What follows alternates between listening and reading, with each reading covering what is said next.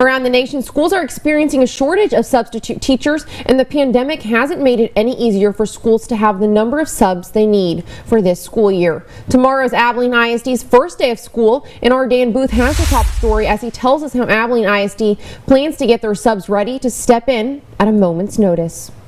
It is a significant different ask for subs, and we recognize that. Abilene ISD has been working alongside ESS to prepare their substitute teachers for a school year that's expected to be anything but normal. The HR department, in conjunction with ESS, has put together a video for them to use to give to subs for various things related to specifically the pandemic, taking attendance, operating a virtual setup in a classroom. In a situation where a sub is needed, teachers will have to make sure the sub can continue their lessons on multiple platforms. Now they're really developing kind of 2 lesson plans for the sub, because here's our plan for how we're going to take care of our in-person folks and how we're going to take care of our remote learners. With students learning both inside and outside of the classroom, Dr. Young says the pandemic has presented an interesting situation they've never encountered. If a teacher has to go home because they were directly exposed, but they're asymptomatic, they may be teaching their class from home, but we'll still have